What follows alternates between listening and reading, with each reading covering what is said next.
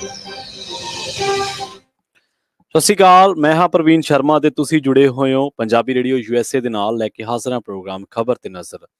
ਖਬਰ ਤੇ ਨਜ਼ਰ ਪ੍ਰੋਗਰਾਮ ਦੇ ਵਿੱਚ ਆਪਾਂ ਜੁੜਾਂਗੇ ਮਿੰਟੂ ਗੁਰਸਰਗਾ ਜੀ ਦੇ ਨਾਲ ਤੇ ਜਾਣਾਂਗੇ ਉਹਨਾਂ ਤੋਂ ਕੁਝ ਅਹਿਮ ਖਬਰਾਂ ਬਾਰੇ, ਕੁਝ ਅਹਿਮ ਜਾਣਕਾਰੀਆਂ ਤੇ ਉਹਨਾਂ ਦੇ ਤਬਸਰੇ ਤੇ ਉਹਨਾਂ ਦੀਆਂ ਟਿੱਪਣੀਆਂ ਲਵਾਂਗੇ। ਪਰ ਉਸ ਤੋਂ ਪਹਿਲਾਂ ਧੰਨਵਾਦ ਸਾਡੇ ਸਪਾਂਸਰ ਦਾ, ਜਿਹੜੇ ਜ਼ਰੀਆ ਬਣਦੇ ਨੇ ਇਹਨਾਂ ਪ੍ਰੋਗਰਾਮਾਂ ਨੂੰ ਤੁਹਾਡੇ ਤੱਕ ਪਹੁੰਚਾਉਣ ਦਾ।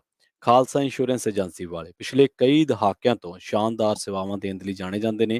ਕਿਸੇ ਵੀ ਤਰ੍ਹਾਂ ਦੀ ਇੰਸ਼ੋਰੈਂਸ ਲੈਣ ਦੇ ਲਈ ਇਹਨਾਂ ਦੇ ਨਾਲ 408 272 2500 ਤੇ ਗੱਲ ਕੀਤੀ ਜਾ ਸਕਦੀ ਹੈ।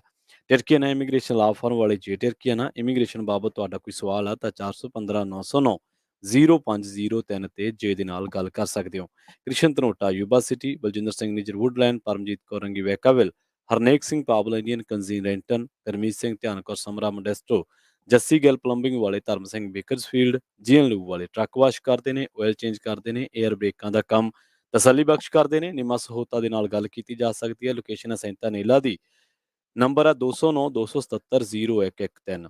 ਟਰੱਕਾਂ ਦੀ ਸਿਖਲਾਈ ਲੈਣ ਦੇ ਲਈ ਵੈਸਟ ਕੋਸਟ ਟਰੱਕ ਸਕੂਲ ਵਾਲੇ ਅਜੀਤ ਟਵਾਲ ਦੇ ਨਾਲ ਸੰਪਰਕ ਕੀਤਾ ਜਾ ਸਕਦਾ ਹੈ। ਨੰਬਰ ਹੈ 559 800 0590 ਤੇ ਜ਼ੈਂਡਰ ਗਰੁੱਪ ਵਾਲੇ ਕਿਸੇ ਵੀ ਤਰ੍ਹਾਂ ਦਾ ਘਰ ਖਰੀਦਣਾ ਜਾਂ ਘਰ ਵੇਚਣਾ ਜਾਂ ਲੈਣਾ ਚਾਹੁੰਦੇ ਤੁਸੀਂ ਹੋਮ ਲੋਨ ਤੇ ਇਹਨਾਂ ਦੇ ਨਾਲ 855 905 2575 ਤੇ ਗੱਲ ਕਰ ਸਕਦੇ ਹੋ। ਜੁੜਦੇ ਮਿੰਟੂ ਗੁਰਸਰਗਾ ਜੀ ਦੇ ਨਾਲ ਤੇ ਉਸ ਤੋਂ ਬਾਅਦ ਖਬਰਾਂ ਤੇ ਚਰਚਾ। ਮਿੰਟੂ ਸਤਿ ਸ਼੍ਰੀ ਅਕਾਲ, ਸਵਾਗਤ ਹੈ ਪੰਜਾਬੀ ਰੇਡੀਓ USA ਤੇ ਜੀ। ਸ਼ੁਕਰੀਆ ਜੀ, ਸਾਰਿਆਂ ਨੂੰ ਸਤਿ ਸ਼੍ਰੀ ਅਕਾਲ ਜੀ। ਜੀ ਮਿੰਟੂ ਜੀ, ਚਰਚਾ ਇੱਕ ਬਹੁਤ ਜ਼ਿਆਦਾ ਤੇ ਉਸੇ ਤੋਂ ਹੀ ਸ਼ੁਰੂਆਤ ਕਰਾਂਗੇ, ਉਸੇ ਖਬਰ ਤੋਂ ਹੀ। ਖਬਰ ਇਹ ਦਾਅਵਾ ਕਰਦੀ ਹੈ ਕਿ ਪੁਲਿਸ ਨੇ ਦਾਅਵਾ ਕੀਤਾ ਕਿ ਜਿਹੜੇ ਸਿੱਧੂ ਦੇ ਕਾਤਲ ਸਨ ਗੈਂਗਸਟਰ, ਉਹਨਾਂ ਦਾ ਐਨਕਾਊਂਟਰ ਕਰ ਦਿੱਤਾ। ਹਾਂਜੀ, ਨਹੀਂ ਇਹ ਦਾਅਵਾ ਨਹੀਂ, ਜਿੱਥੇ ਇਹ ਤਾਂ ਦਿਨ ਚਿੱਟੇ ਖੜੇ ਦਿਨ ਐਨਕਾਊਂਟਰ ਹੋਇਆ, ਬਹੁਤ ਲੰਬਾ ਐਨਕਾਊਂਟਰ ਚੱਲਿਆ, ਤਕਰੀਬਨ 5 ਘੰਟੇ। ਇਕੱਲਾ ਇਹ ਨਹੀਂ ਹੈ ਕਿ ਪੁਲਿਸ ਨੇ ਆ ਕੇ ਕੋਈ ਪੀਸੀ ਕਰ ਦਿੱਤੀ, ਦਾਅਵਾ ਕਰ ਦਿੱਤਾ ਕਿ ਜੀ ਫਲਾਣੇ ਜੰਗਲ ਦੇ ਵਿੱਚ ਐਨਕਾਊਂਟਰ ਹੋ ਗਿਆ। ਤਾਂ ਇਹ ਐਨਕਾਊਂਟਰ ਖੇਤਾਂ ਦੇ ਵਿੱਚ ਹੋਇਆ, ਚਿੱਟੇ ਦਿਨ ਸਵੇਰੇ 10 ਵਜੇ ਸਟਾਰਟ ਹੋਇਆ ਜੀ। ਸਵੇਰੇ 10 ਵਜੇ ਸਟਾਰਟ ਹੋਇਆ ਤੇ ਆਖਰੀ ਮਤਲਬ ਕਿ ਜਿਹੜਾ ਸ਼ੂਟਰ ਸੀਗਾ ਉਹਨੂੰ ਦਾਅਵਾ ਕੀਤਾ ਗਿਆ ਕਿ 4:15 ਵਜੇ ਮਾਰਿਆ। ਤਾਂ ਹਿਸਾਬ ਲਾ ਲਓ ਕਿ ਕਿੰਨੇ ਘੰਟੇ ਗੋਲੀ ਚੱਲੀ। ਉੱਥੇ ਕੁੱਲ ਪੰਜਾਬ ਦਾ ਮੀਡੀਆ, ਉੱਥੇ ਬਹੁਤ ਵੱਡਾ ਇਕੱਠ ਸੀ ਜਿਨ੍ਹਾਂ ਦੇ ਸਾਹਮਣੇ ਸਭ ਕੁਝ ਚੱਲ ਰਿਹਾ ਸੀ। ਹੁਣ ਕੀ ਮਤਲਬ ਕਿ ਉਹ ਸਾਰਾ ਕੁਝ ਨਾਟਕ ਸੀ, ਇਹ ਹੁਣ ਤੁਸੀਂ ਆਪ ਦੱਸ ਦਿਓ ਕਿ 4-5 ਘੰਟੇ ਨਾਟਕ ਚੱਲਿਆ ਹੋ ਸਕਦਾ ਜਾਂ ਕੀ ਹੋ ਸਕਦਾ ਹੈ। ਪਰ 4-5 ਘੰਟੇ ਉੱਥੇ ਜਾਨ ਮੁੱਠੀ ਚਾਈ ਰਹੀ ਹੈ ਲੋਕਾਂ ਦੀ। ਇੱਕ ਪੱਤਰਕਾਰ ਜ਼ਖਮੀ ਹੋ ਗਿਆ, ਉਧਰੋਂ ਆਈ ਇੱਕ ਪੱਤਰਕਾਰ ਨੂੰ ਗੋਲੀ ਲੱਗੀ ਹੈ, 3 ਪੁਲਿਸ ਵਾਲਿਆਂ ਨੂੰ ਗੋਲੀ ਲੱਗੀ ਹੈ, ਇੱਕ ਦੀ ਚੈਸਟ ਦੇ ਵਿੱਚ, ਇੱਕ ਦੀ ਅੱਖ ਦੇ ਉੱਤੇ, ਇੱਕ ਦੇ ਪੱਟ ਦੇ ਵਿੱਚ ਜੀ। ਇਸ ਤਰ੍ਹਾਂ ਮਤਲਬ 3 ਉਹ ਫੱਟੜ ਹੋਏ ਨੇ। ਸੋ ਇਹ ਮਤਲਬ ਕਿ ਜਿਹੜੀ ਇੱਕ ਥਿਊਰੀ ਦਿੱਤੀ ਜਾਂਦੀ ਹੈ ਹਮੇਸ਼ਾ ਐਨਕਾਊਂਟਰਾਂ ਦੇ ਵਿੱਚ ਕਿ ਫੇਕ ਐਨਕਾਊਂਟਰ ਹੈ, ਉਹ ਸਹੀ ਹੈ, ਉਹਦੇ 'ਚ ਕੋਈ ਸ਼ੱਕ ਨਹੀਂ, ਕੋਈ ਦੋ ਰਾਏ ਨਹੀਂ ਕਿ ਹਰੇਕ ਦੂਜਾ ਐਨਕਾਊਂਟਰ ਇੰਡੀਆ ਦੇ ਵਿੱਚ ਸ਼ੱਕ ਦੀ ਨਿਗਾਹ ਨਾਲ ਜਾਂ ਕਹਿ ਲਓ ਕਿ ਫੇਕ ਦੀ ਨਿਗਾਹ ਨਾਲ ਦੇਖਿਆ ਜਾਂਦਾ। ਪਰ ਇਹ ਜਿਹੜਾ ਮਾਮਲਾ ਸੀ ਕੁਝ ਇਸ ਕਿਸਮ ਦਾ ਸੀਗਾ ਕਿ ਇਹਨਾਂ ਦੀ ਪੈੜ ਨੱਪ ਰਹੀ ਸੀ। ਇਹ ਜਿਹੜੇ 2 ਸ਼ਾਰਪ ਸ਼ੂਟਰ ਸੀਗੇ, ਇਹਨਾਂ ਦੀ ਪੈੜ ਨੱਪੀ ਜਾ ਰਹੀ ਸੀਗੀ ਪਿਛਲੇ ਕੁਝ ਦਿਨਾਂ ਤੋਂ। ਕੱਲ ਹੀ ਇੱਕ ਬਹੁਤ ਵੱਡੇ ਕੌਮੀ ਅਖਬਾਰ ਨੇ ਦਾਅਵਾ ਕਰ ਦਿੱਤਾ ਸੀਗਾ ਕਿ ਇਹ ਮਾਝੇ ਦੇ ਵਿੱਚ ਠਹਿਰੇ ਹੋਏ ਨੇ ਤੇ ਇੱਥੋਂ ਤੱਕ ਕਹਿ ਦਿੱਤਾ ਸੀਗਾ ਕਿ ਫਲਾਣੇ ਦੇ ਫਾਰਮ ਹਾਊਸ ਤੇ ਠਹਿਰੇ। ਜੇ ਮੀਡੀਆ ਕੋਲ ਇੰਨੀ ਇਨਪੁਟ ਆ ਤਾਂ ਤੁਸੀਂ ਹਿਸਾਬ ਲਾ ਲਓ ਕਿ ਫਿਰ ਪੁਲਿਸ ਕੋਲ ਕਿੰਨੀ ਹੋਏਗੀ। ਉਹ ਬਿਲਕੁਲ ਉੱਤੇ ਚੜੇ ਆਉਂਦੇ ਸੀਗੇ। ਪ੍ਰਤੱਖਦਰਸ਼ੀ ਇਹ ਦੱਸਦੇ ਆ, ਵੈਸੇ ਤੇ ਇਹਨਾਂ ਨੇ ਵੀ ਇਹੋ ਗੱਲ ਕਹੀ ਹੈ ਕਿ ਭੱਜ ਕੇ ਵੜੇ ਨੇ, ਘਟਾਣੀ ਸੀ ਸੁਣਨੀ, ਇਹ ਉਧਰ ਵੜੇ ਨੇ। ਹਾਲਾਂਕਿ ਜਿਹੜੇ ਪ੍ਰਤੱਖਦਰਸ਼ੀ ਆ, ਜਿਹੜੇ ਉੱਥੇ ਨੇੜੇ ਕੰਮ ਕਰਦੇ ਪਏ ਸੀ, ਉਹ ਕਹਿੰਦੇ ਕਿ ਗੱਡੀ 'ਚ ਵੜੇ ਨੇ ਜਾ ਕੇ। ਉਹ ਪਹਿਲਾਂ ਤੇ ਇਹ ਕਹਿ ਜਾ ਰਿਹਾ ਸੀਗਾ ਕਿ 2 ਗੱਡੀਆਂ, ਪਰ ਬਾਅਦ 'ਚ ਕਿਹਾ ਗਿਆ ਕਿ ਇੱਕ ਗੱਡੀ 'ਚ ਵੜੇ ਨੇ ਜਾ ਕੇ ਭੱਜ ਕੇ। ਫਿਰ ਉਸ ਤੋਂ ਬਾਅਦ ਛੱਤੀ ਤੇ ਚੜ੍ਹ ਗਏ। ਉਸ ਤੋਂ ਬਾਅਦ ਫਿਰ ਫਾਇਰਿੰਗ ਜਿਹੜੀ ਆ 2 ਪਾਸੜ ਫਾਇਰਿੰਗ ਸ਼ੁਰੂ ਹੋਈ। ਹਾਲਾਂਕਿ ਇੱਕ ਐ ਬੈਠਾ ਹੀ ਪਿਆ ਤੇ ਉਹਦੀ AK-47 ਦਾ ਮੂੰਹ ਉਹਦੇ ਬੰਨੀ ਆ, ਉਹਨੂੰ ਲੈ ਕੇ ਵੀ ਕੁਝ ਸਵਾਲ ਨੇ ਕਿ ਇਹਦੀ ਜਿਹੜੀ AK-47 ਉਹ ਇਹਦੇ ਵੱਲ ਹੀ ਕਿਉਂ ਆ। ਪਰ AK-47 ਨੂੰ ਲੈ ਕੇ ਵੀ ਸਵਾਲ ਆ, ਇਹ ਵੀ ਸਵਾਲ ਹੈ ਕਿ ਕੀ ਸਿੱਧੂ ਮੂਸੇਵਾਲਾ ਦੇ ਕਤਲ ਕਾਂਡ 'ਚ ਜੋ ਇਸਤੇਮਾਲ ਹੋਈ ਕਿ AK-47 ਉਹੀ ਆ ਕਿ ਜਾਂ ਹੋਰ ਹੈ। ਮਤਲਬ ਕਿ ਸ਼ੱਕ ਦੀ ਨਿਗਾਹ ਨਾਲ ਵੇਖਣ ਵਾਲੇ ਤੇ ਐਨਕਾਊਂਟਰ ਨੂੰ ਸ਼ੱਕ ਦੀ ਨਿਗਾਹ ਨਾਲ ਵੇਖਣਗੇ। ਪਰ ਦੂਸਰੇ ਪਾਸੇ ਇਹ ਹੁਣ ਵੱਡਾ ਸਵਾਲ ਆ ਕਿ AK-47 ਉਹੀ ਹੈ ਕਿ ਜਾਂ AK-47 ਕੋਈ ਹੋਰ ਹੈ। ਪਰ ਇਹ ਵੀ ਇੱਕ ਵੱਡਾ ਸਵਾਲ ਰਹੇਗਾ ਕਿ AK-47 ਉਹ ਕੈਰੀ ਕਰੀ ਗਏ 52 ਦਿਨ, ਇੱਕ ਬੜਾ ਵੱਡਾ ਪੰਜਾਬ ਪੁਲਿਸ ਵਾਸਤੇ ਸਵਾਲ ਰਹੇਗਾ ਕਿ ਹੂੰ ਪੰਜਾਬ 'ਚ ਰਹਿ ਕੇ ਸਿੱਧੂ ਮੂਸੇਵਾਲੇ ਦੇ ਕਾਤਲ 52 ਦਿਨ AK-47 ਕੈਰੀ ਕਰੀ ਜਾਂਦੇ ਸੀ। ਇਹ ਤਾਂ ਬਹੁਤ ਵੱਡਾ ਇੱਕ ਤਰ੍ਹਾਂ ਨਾਲ ਕਹਿ ਲਓ ਕਿ ਕਿਤੇ ਨਾ ਕਿਤੇ ਕੁਤਾਹੀ ਵਾਲਾ ਕੰਮ ਆ। ਹੂੰ ਬਾਕੀ ਜਿਹੜੀ ਗੱਲ ਹੈ, ਇਸ ਟਾਈਮ ਭਗਵੰਤ ਮਾਨ ਹੋਰਾਂ ਨੇ ਟਵੀਟ ਕਰ ਦਿੱਤਾ ਹੈ। ਇਸ ਤੋਂ ਇਲਾਵਾ ਮੇਰੇ ਖਿਆਲ ਦੇ ਨਾਲ ਹਰਿਆਣਾ ਸਰਕਾਰ ਦੇ ਜਿਹੜੇ ਹੋਮ ਮਿਨਿਸਟਰ ਆ, ਹੂੰ ਉਹਨਾਂ ਨੇ ਵੀ ਟਵੀਟ ਕਰ ਦਿੱਤਾ। ADGP ਨੇ ਪ੍ਰਮੋਦ ਬਾਨ, ਜਿਹੜੇ ਕਿ ਐਂਟੀ ਗੈਂਗਸਟਰ ਟਾਸਕ ਫੋਰਸ ਦੀ ਅਗਵਾਈ ਕਰ ਰਹੇ ਨੇ, ਜੀ ਉਹਨਾਂ ਨੇ ਸਾਫ਼ ਕਰ ਦਿੱਤਾ ਸਾਰੀਆਂ ਚੀਜ਼ਾਂ ਨੂੰ ਕਿ ਇਹ ਦੋਵੇਂ ਸ਼ੂਟਰ ਜਿਹੜੇ ਮਾਰੇ ਗਏ, ਦੋਨੇ ਹੀ ਸ਼ੂਟਰ ਸੀਗੇ। ਹਾਲਾਂਕਿ ਕੋਈ 4 ਕਹੀ ਜਾ ਰਿਹਾ ਸੀ, ਕੋਈ ਮਤਲਬ ਕਿ ਜਿੰਨੇ ਮੂੰਹ ਓਨੀਆਂ ਗੱਲਾਂ। ਉਹਨਾਂ ਕਿਹਾ ਕਿ ਅਸੀਂ ਇਹਨਾਂ ਨੂੰ ਫੋਲੋ ਕਰ ਰਹੇ ਸੀ, ਜੋ ਅਫੀਸ਼ੀਅਲੀ ਉਹਨਾਂ ਨੇ PC ਕੀਤੀ ਉਹਦੇ 'ਚ। ਉਹ ਕਹਿੰਦੇ ਕਿ ਅਸੀਂ ਬਿਲਕੁਲ ਇਹਨਾਂ ਦੇ ਉੱਤੇ ਸੀਗੇ, ਔਰ ਜਦੋਂ ਇਹਨਾਂ ਨੂੰ ਪਤਾ ਲੱਗ ਗਿਆ ਕਿ ਅਸੀਂ ਇਹਨਾਂ ਨੂੰ ਫੜਨ ਵਾਲੇ ਆ, ਇਹ ਭੱਜ ਉੱਠੇ ਆ ਤੇ ਫਿਰ ਭੱਜ ਕੇ ਇਹਨਾਂ ਖੇਤਾਂ ਨੂੰ ਆਏ ਆ, ਤਾਂ ਇਹ ਜਿਹੜੀ ਢਾਣੀ ਸੀਗੀ ਉਹਦੇ ਵਿੱਚ ਵੜ ਗਏ। ਜੀ ਹੁਣ ਇਹ ਆਪਣੇ ਆਪ 'ਚ ਇੱਕ ਸਵਾਲ ਰਹੇਗਾ ਕਿ ਕੀ ਉਹ ਜਿਹੜੀ ਖਾਲੀ ਢਾਣੀ ਆ, ਉਹ ਪਹਿਲਾਂ ਵੀ ਉਹਨੂੰ ਵਰਤ ਰਹੇ ਸੀਗੇ, ਜਾਂ ਹੂੰ ਉਹ ਰੱਬੋਂ ਹੀ ਮੰਨ ਲਓ ਜਿਵੇਂ ਉਹ ਭੱਜੇ ਨੇ ਤੇ ਉਹਨਾਂ ਨੂੰ ਕੋਈ ਟਿਕਾਣਾ ਮਿਲ ਗਿਆ ਅੱਗੋਂ ਖਾਲੀ। ਜੀ ਤਾਂ ਇਸ ਤਰ੍ਹਾਂ ਇਹ ਸਾਰੀ ਇਬਾਰਤ ਕਹਿੰਦੇ ਕਿ ਲਿਖੀ ਗਈ ਆ ਇਸ ਐਨਕਾਊਂਟਰ ਦੀ। ਹੁਣ ਇਹ ਤੋਂ ਇਲਾਵਾ ਜੇ ਦੇਖੀਏ ਤਾਂ ਜਿੰਨੇ ਜ਼ਖਮੀ ਨੇ ਉਹਨਾਂ ਦੀ ਹਾਲਤ ਇੱਕ ਨੂੰ ਛੱਡ ਕੇ ਦੱਸਦੇ ਆ ਕਿ ਬਾਕੀ ਸਭ ਠੀਕ ਆ। ਪੱਤਰਕਾਰ ਵੀ ਠੀਕ ਆ। ਪੱਤਰਕਾਰ ਨਹੀਂ ਸੀ, ਬੇਸਿਕਲੀ ਫੋਟੋ ਪੱਤਰਕਾਰ ਆ, ਜੀ ਜੀ ਫੋਟੋਗ੍ਰਾਫਰ ਸੀ, ਕੈਮਰਾਮੈਨ ਸੀਗਾ। ਦੂਜੀ ਚੀਜ਼ ਜਿਹੜੀ ਹੈ ਕਿ ਡੈਡ ਬੋਡੀਜ਼ ਹਾਲੇ ਚੁੱਕੀਆਂ ਨਹੀਂ ਗਈਆਂ। ਪੁਲਿਸ ਕੋਈ ਵੀ ਲਾਪਰਵਾਹੀ ਨਹੀਂ ਵਰਤਣਾ ਚਾਹੁੰਦੀ, ਕਿਉਂਕਿ ਹਾਲੇ ਵੀ ਉਹਨਾਂ ਨੇ ਕਲੀਨ ਡਿਕਲੇਅਰ ਨਹੀਂ ਕੀਤਾ ਉਸ ਏਰੀਏ ਨੂੰ। ਮੀਡੀਆ ਨੂੰ ਹਾਲੇ ਵੀ ਅੰਦਰ ਨਹੀਂ ਜਾਣ ਦਿੱਤਾ ਜਾ ਰਿਹਾ। ਮੀਡੀਆ ਉੱਥੇ ਬਹੁਤ ਜ਼ਿਆਦਾ ਹੈ, ਹਾਲੇ ਵੀ ਰੋਕਿਆ ਜਾ ਰਿਹਾ, ਕਿਉਂਕਿ ਉਹ ਫੋਰੈਂਸਿਕ ਟੀਮਾਂ ਵੀ ਪਹੁੰਚੀਆਂ ਹੋਈਆਂ ਨੇ ਉੱਥੇ। ਉਸ ਤੋਂ ਬਾਅਦ ਜਿਹੜਾ ਇੱਕ ਪ੍ਰੋਸੀਜਰ ਹੁੰਦਾ ਹੈ ਐਨਕਾਊਂਟਰ ਤੋਂ ਬਾਅਦ, ਉਹ ਸਾਰਾ ਫੋਲੋ ਕੀਤਾ ਜਾ ਰਿਹਾ ਕਿ ਕਿਤੇ ਕੱਲ ਨੂੰ ਰੌਲਾ ਨਾ ਪਏ। ਜੀ ਮਤਲਬ ਕਿ ਅੱਜ ਬਹੁਤ ਵਾਹੀ ਖੱਟੀ ਜਾ ਰਹੀ ਆ ਕਿ ਕੱਲ ਨੂੰ ਗੱਲ ਸਰਕਾਰ ਨੂੰ ਪੁੱਠੀ ਨਾ ਪੈ ਜਾਵੇ। ਸੋ ਇਸ ਕਰਕੇ ਹਾਲੇ ਉੱਥੇ ਡੈਡ ਬੋਡੀਜ਼ ਵੀ ਨਹੀਂ ਚੁੱਕੀਆਂ ਗਈਆਂ। ਇਹ ਬੜੀ ਵੱਡੀ ਗੱਲ ਹੈ। ਮਤਲਬ ਕਿ 4:15 4:30 ਵਜੇ ਐਨਕਾਊਂਟਰ ਖਤਮ ਹੋ ਗਿਆ, ਤਕਰੀਬਨ 4:30 ਵਜੇ ਤੇ ਡਿਕਲੇਅਰ ਹੋ ਗਿਆ ਸੀਗਾ ਕਿ ਐਨਕਾਊਂਟਰ ਖਤਮ ਆ, ਸਵੇਰ ਦਾ ਚੱਲਿਆ, ਪਰ ਹਾਲੇ ਤੱਕ ਡੈਡ ਬੋਡੀਜ਼ ਨਹੀਂ ਚੁੱਕੀਆਂ ਗਈਆਂ। ਇਹਦਾ ਮਤਲਬ ਇਹੀ ਹੈ ਕਿ ਸਾਰਾ ਕੁਝ ਹੈ ਜਿਹੜਾ ਕਾਗਜ਼ੀ ਪੱਤਰੀ ਉਹ ਪੂਰਾ ਕਰਨਾ ਚਾਹੁੰਦੀ ਹੈ ਸਰਕਾਰ, ਜਾਂ ਪੁਲਿਸ ਪੂਰਾ ਕਰਕੇ ਦੇਣਾ ਚਾਹੁੰਦੀ ਹੈ। ਤਾਂ ਹੁਣ ਦੇਖਣਾ ਹੋਏਗਾ ਡੈਡ ਬੋਡੀਜ਼ ਰਾਤ ਦੇ ਹਨੇਰੇ 'ਚ ਚੁੱਕਦੇ ਆ ਜਾਂ ਸਵੇਰੇ ਚੁੱਕਦੇ ਆ। ਇਸ ਤੋਂ ਬਾਅਦ ਫਿਰ ਪੋਸਟਮਾਰਟਮ ਹੋਏਗਾ, ਕਿਉਂਕਿ ਉੱਥੇ ਜਿੰਨੀ ਕੁ ਮੈਂ ਫੁਟੇਜ ਦੇਖ ਪਾ ਰਿਹਾ ਵਾਂ, ਮੈਨੂੰ ਲੱਗਦਾ ਕਿ ਇਹਨਾਂ ਨੇ ਅਖੀਰ 'ਚ ਗ੍ਰਨੇਡ ਸੁੱਟੇ ਆ, ਜੋ ਉੱਥੇ ਜੀ ਮਲਬਾ ਖਿਲਰਿਆ ਪਿਆ ਹੈ। ਇਹੋ ਲੱਗਦਾ ਕਿ ਮਤਲਬ ਕਿ ਇਹਨਾਂ ਨੇ ਜਿਹੜਾ ਮਲਬਾ, ਕਿਉਂਕਿ ਸਾਰੀ ਕੰਧ ਡਿੱਗੀ ਪਈ ਹੈ ਮਕਾਨ ਦੀ, ਤਾਂ ਇਹੋ ਹੀ ਲੱਗਦਾ ਕਿ ਗ੍ਰਨੇਡ ਸੁੱਟੇ ਆ ਇਹਦੇ ਵਿੱਚ। ਤਾਂ ਇਹ ਵੇਖਣਾ ਹੋਏਗਾ ਕਿ ਪੋਸਟਮਾਰਟਮ 'ਚ ਕੀ ਆਉਂਦਾ। ਤਾਂ ਬਹਰਹਾਲ ਇੱਕ ਤਰ੍ਹਾਂ ਨਾਲ ਕਹਿ ਲਓ ਕਿ ਬਹੁਤ ਲੰਮੀ ਚੌੜੀ ਭੱਜ ਦੌੜ ਸੀਗੀ ਪੁਲਿਸ ਤੇ ਇਹਨਾਂ ਸ਼ਾਰਪ ਸ਼ੂਟਰਾਂ ਦੇ ਦਰਮਿਆਨ। ਲਗਾਤਾਰ ਇਹ ਭੱਜ ਨੱਸ ਚੱਲਦੀ ਪਈ ਸੀ, ਤਾਂ ਅਖੀਰ ਫਿਰ ਤੁਹਾਨੂੰ ਪਤਾ ਹੀ ਉਹੀ ਅੰਜਾਮ। ਹਾਲਾਂਕਿ ਇੱਕ ਦਾ ਪਰਿਵਾਰ ਜਿਹੜਾ ਹੈ ਉਹ ਮਤਲਬ ਕਿ ਪਾਸੇ ਆ, ਜਿੰਦਰਾ ਲੱਗਾ ਹੋਇਆ, ਤੇ ਜਿਹੜਾ ਰੂਪਾ ਹੈ ਉਹਦਾ ਪਰਿਵਾਰ, ਉਹਦੀ ਮਾਂ ਆਈ ਸੀ ਸਾਹਮਣੇ। ਪੱਤਰਕਾਰ ਫੇਰ ਉਹੀ ਗੱਲਾਂ ਕਸੀਆਂ ਪਿੱਟੀਆਂ, ਤੇ ਉਹਨੇ ਆਖਿਆ ਕਿ ਦੇਖੋ ਜੇ ਇਹਨੇ ਕੀਤਾ ਤੇ ਇਹਨੇ ਆਪਦੀ ਭੁਗਤ ਲਈ ਪਈ, ਅਸੀਂ ਕੀ ਕਰੀਏ। ਸ਼ਾਇਦ ਕਹਿ ਰਹੇ ਸੀ ਕਿ ਅਸੀਂ ਡੈਡ ਬੋਡੀ ਲੈਣ ਵੀ ਨਹੀਂ ਜਾਵਾਂਗੇ, ਜੇ ਦੇ ਦੇਣਗੇ ਤਾਂ ਠੀਕ ਆ। ਤਾਂ ਦੂਸਰੇ ਪਾਸੇ ਮਤਲਬ ਕਿ ਇਹ ਕੋਈ ਵੱਡੇ ਘਰਾਂ ਦੇ ਨਹੀਂ ਸੀ, ਇਹ ਦੋਵੇਂ ਮਾਤੜ ਘਰਾਂ ਦੇ ਸੀਗੇ। ਜਿਹੜਾ ਮੰਨੂ ਗੁੱਸਾ ਆ ਉਹ ਤੇ ਕਾਰਪੈਂਟਰ ਸੀਗਾ, ਲੱਕੜ ਵਾਲਾ ਮਿਸਤਰੀ ਸੀਗਾ, ਪਰ ਧੱਕੇਸ਼ਾਹੀਆਂ ਨੇ ਉਹਨੂੰ ਇਸ ਰਸਤੇ ਤੋਰ ਦਿੱਤਾ। ਜੇਲ੍ਹ ਦੇ ਵਿੱਚ ਗਿਆ ਤੇ ਜੇਲ੍ਹ 'ਚ ਵੀ ਉਹਨੂੰ ਕੁੱਟਿਆ ਗਿਆ, ਕੁੱਟ ਕੇ ਵੀਡੀਓ ਸ਼ੂਟ ਕੀਤਾ ਗਿਆ। ਤਾਂ ਉਸ ਤੋਂ ਬਾਅਦ ਕ੍ਰਾਈਮ ਦੀ ਦੁਨੀਆ 'ਚੋਂ ਤੁਰਿਆ ਗਿਆ ਤਾਂ ਫਿਰ ਉਹਦਾ ਅੰਜਾਮ, ਉਹ ਕਿਸੇ ਨੇ ਆਖਿਆ ਸੀ, ਯਹੀ ਆਗਾਜ਼ ਥਾ ਮੇਰਾ, ਯਹੀ ਅੰਜਾਮ ਹੋਣਾ ਥਾ, ਮੁਝੇ ਬਰਬਾਦ ਹੋਣਾ ਥਾ, ਮੁਝੇ ਨਾਕਾਮ ਹੋਣਾ ਥਾ। ਤਾਂ ਕਿੱਥੇ ਗਰੀਬ ਘਰ ਦਾ ਮੁੰਡਾ ਕੋਈ ਮਿਸਤਰੀ ਬਣਦਾ ਹੈ, ਤਾਂ ਸ਼ਾਇਦ ਉਹ ਇਹ ਸੋਚਦਾ ਹੋਵੇਗਾ ਕਿਤੇ ਕਿ ਮੈਂ ਵੀ ਚਲੋ ਕਾਮਯਾਬ ਹੋਊਂਗਾ, ਪਰ ਉਹਦੀ ਕਿਸਮਤ 'ਚ ਕੁਝ ਹੋਰ ਲਿਖਿਆ ਸੀ, ਜਾਂ ਉਹਨੇ ਆਪਣੇ ਕਰਮ ਜਿਹੜੇ ਆ ਕੁਝ ਇਸ ਤਰ੍ਹਾਂ ਲਿਖ ਦਿੱਤੇ, ਉਹਦਾ ਅੰਜਾਮ ਆਈਓ ਹੋਇਆ। ਤਾਂ ਇਹੀ ਕਹਾਣੀ ਉਹਦੀ ਰੁਕੇ ਦੀ ਆ। ਖੈਰੇ ਮਾਝੇ ਦਾ ਇੱਕ ਤਰ੍ਹਾਂ ਨਾਲ ਕਹਿ ਲਓ ਲਿੰਕ ਆ, ਤੇ ਇਸ ਸਾਰੇ ਮਾਮਲੇ ਦੇ ਵਿੱਚ ਇੱਕ ਮਾਝੇ ਦਾ ਜਿਹੜਾ ਗਰੋਹਬਾਜ਼ ਆ ਉਹ ਮੇਨ ਸਾਜ਼ਿਸ਼ ਕਰਤਾਵਾਂ ਦੇ ਵਿੱਚ ਆ। ਇਹ ਭੁੱਲਣਾ ਨਹੀਂ ਚਾਹੀਦਾ। ਸੋ ਇਹ ਜਿਹੜੀ ਤੰਦ ਜੁੜਦੀ ਆ ਮਾਝੇ ਦੀ, ਮਾਝੇ 'ਚ ਟਿਕਾਣਾ ਇਤਫਾਕਨ AK-47 ਵੀ ਉਹੀ ਨਿਕਲ ਆਉਣੀ ਸ਼ਾਇਦ, ਕਿਉਂਕਿ AK-47 ਨਾਲ ਹੀ ਸਿੱਧੂ ਮੂਸੇਵਾਲੇ ਨੂੰ ਮਾਰਿਆ। ਕੁਝ ਪ੍ਰਤੱਖਦਰਸ਼ੀ ਇਹ ਕਹਿੰਦੇ ਕਿ ਥਾਰ ਹੀ ਲੈ ਕੇ ਇਹ ਬੜੇ ਨੇ ਅੰਦਰ। ਹੁਣ ਉਹ ਦੇਖਣਾ ਹੋਏਗਾ ਕਿ ਗੱਡੀ ਕੋਈ ਮਤਲਬ ਪੁਸ਼ਟੀ ਹੁੰਦੀ ਹੈ ਕਿ ਨਹੀਂ ਹੁੰਦੀ। ਸੋ ਇਹ ਸਾਰਾ ਕੁਝ ਹੈ ਜਿਹੜਾ ਉਹ ਮਾਝੇ ਦੇ ਵਿੱਚ ਜਿਸ ਤਰ੍ਹਾਂ ਹੋਇਆ, ਤਾਂ ਇਹਦੋਂ ਲੱਗਦਾ ਆ ਕਿ ਇਹ ਸਾਰਾ ਕੁਛ ਜਿਹੜਾ ਮਤਲਬ ਕਿ ਉੱਥੇ ਹੀ ਕਾਲੂ ਫੜਿਆ ਗਿਆ, ਉੱਥੇ ਹੀ ਕੁਛ ਹੋਰ ਸਤਵੀਰ ਸਿੰਘ ਨਾਂ ਦਾ ਬੰਦਾ ਫੜਿਆ ਗਿਆ। ਯਾਨੀ ਇਹ ਸਾਰਾ ਜਿਹੜਾ ਉੱਥੇ ਪਲਾਨ ਕੀਤਾ ਗਿਆ ਸੀਗਾ, ਜ਼ਿਆਦਾਤਰ ਉੱਥੋਂ ਹੀ ਕਿਤੇ ਨਾ ਕਿਤੇ ਅੰਜਾਮ ਦਿੱਤਾ ਗਿਆ। ਜੀ, ਜੀ। ਅਗਲੀ ਖਬਰ ਦੇ ਵੱਲ ਵਧੀਏ ਮਿੰਟੂ ਜੀ, ਗੱਲ ਕਰੀਏ ਦਲੇਰ ਮਹਿੰਦੀ ਦੀ। ਹਾਲੇ ਹੋਰ ਟਾਈਮ ਹਾਂਜੀ, ਕੱਟਣਾ ਪੈ ਸਕਦਾ ਜੇਲ੍ਹ ਦੇ ਵਿੱਚ। ਨਹੀਂ ਕੱਟਣਾ ਪਏਗਾ, ਜੀ। ਕੱਟਣਾ ਕੀ ਪੈ ਸਕਦਾ ਹੈ, ਕੱਟਣਾ ਪਏਗਾ ਕਿਉਂਕਿ ਤਰੀਕ ਪੈ ਗਈ ਆ 15 ਸਤੰਬਰ ਤੱਕ। ਤਾਂ ਇਹਦਾ ਮਤਲਬ ਇਹ ਆ ਕਿ ਹਿਸਾਬ ਲਾ ਲਓ ਤੁਸੀਂ, ਆ ਮਹੀਨਾ ਜੁਲਾਈ ਦਾ, ਅਗਸਤ ਤੇ ਅੱਗੋਂ ਆ ਗਈ ਸਤੰਬਰ, 15 ਸਤੰਬਰ, ਉੱਥੋਂ ਮੈਨੂੰ ਲੱਗਦਾ ਕਿ 1 ਤਰੀਕ ਹੋਰ ਪਏਗੀ ਤਾਂ ਦੀਵਾਲੀ ਦਾ ਨੇੜੇ ਤੇੜ ਹੋ ਹੀ ਜਾਣਾ। ਕਿਉਂਕਿ ਦੇਖੋ ਗੱਲ ਕੀ ਹੁੰਦੀ ਹੈ ਕਿ ਸਜ਼ਾ ਜਿਹੜੀ ਹੈ ਇਹਦੀ 2 ਸਾਲ ਦੀ ਆ ਮੇਰੇ ਖਿਆਲ ਦੇ ਨਾਲ, ਜੀ। ਦਲੇਰ ਮਹਿੰਦੀ ਦੀ। ਹੂੰ, ਹੂੰ, ਹੂੰ, ਹੂੰ। ਤਾਂ ਸਭ ਤੋਂ ਪਹਿਲਾਂ ਉਹ ਕੋਰਟ ਇੱਕ ਸਟੱਡੀ ਦੇਖਦੀ ਹੁੰਦੀ ਹੈ ਕਿ ਇਸ ਬੰਦੇ ਨੇ ਜੇਲ੍ਹ 'ਚ ਕਿੰਨਾ ਸਮਾਂ ਬਿਤਾਇਆ ਹੈ। ਜੀ।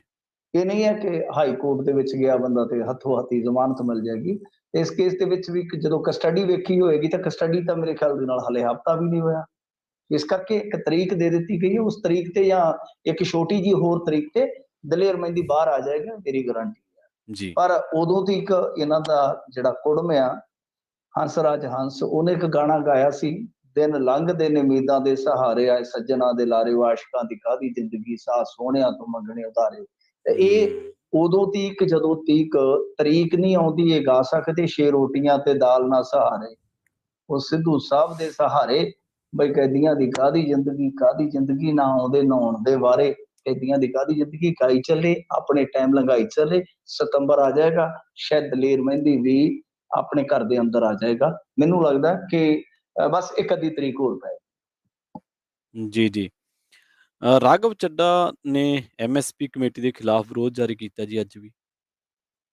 ਦੇਖੋ ਗੱਲ ਕੀ ਹੈ ਕਿ ਰਾਘਵ ਚੱਡਾ ਜੀ ਜਿਹੜੇ ਆ, ਹੂੰ, ਇਹ ਮੈਂਬਰ ਪਾਰਲੀਮੈਂਟ, ਰਾਜ ਸਭਾ ਦੇ ਮੈਂਬਰ ਪਾਰਲੀਮੈਂਟ ਆ ਸਾਡੇ ਪੰਜਾਬ ਤੋਂ।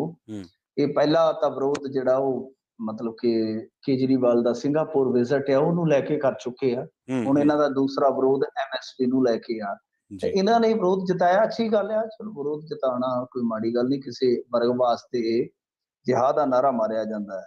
ਹੂੰ, ਇਹ ਕਹਿੰਦੇ ਆ ਕਿ ਦੂਜੇ ਦਿਨ ਵੀ ਸਸਪੈਂਸ਼ਨ ਨੋਟਿਸ ਜਿਹੜਾ ਉਹ ਦਾਖਲ ਕੀਤਾ ਗਿਆ। ਕੇਂਦਰ ਸਰਕਾਰ ਐਮਐਸਪੀ ਕਮੇਟੀ ਨੂੰ ਭੰਗ ਕਰਕੇ ਨਿਰਪੱਖ ਕਮੇਟੀ ਜਿਹੜੀ ਬਣਾਵੇ ਤੇ ਪੰਜਾਬ ਨੂੰ ਹੱਕ ਦੇਵੇ। ਗੱਲ ਤੇ ਅੱਛੀ ਕਰ ਰਹੇ ਨੇ, ਜੀ। ਚੰਗੀ ਗੱਲ ਕਰ ਰਹੇ ਨੇ, ਪਰ ਐਮਐਸਪੀ ਤੇ ਤਾਂ ਉਹਨਾਂ ਨੇ ਸਾਫ਼ ਜਵਾਬ ਦੇ ਦਿੱਤਾ।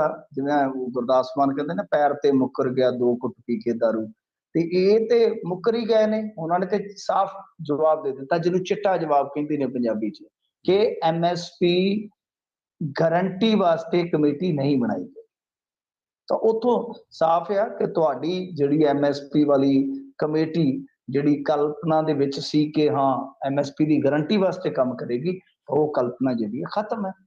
ਹੂੰ। ਤਾਂ ਹੁਣ ਇਹਦੇ ਵਾਸਤੇ ਉਹ ਦੁਬਾਰਾ ਅੰਦੋਲਨ ਉਲੀਕੋ ਜਾਂ ਕੁਝ ਦੁਬਾਰਾ ਚੀਜ਼ਾਂ ਕਰੋ, ਨਹੀਂ ਤਾਂ ਭਾਈ ਫਿਰ ਬਹਿ ਜਾਓ ਚੁੱਪ ਕਰਕੇ, ਆਹੀ ਹੈ।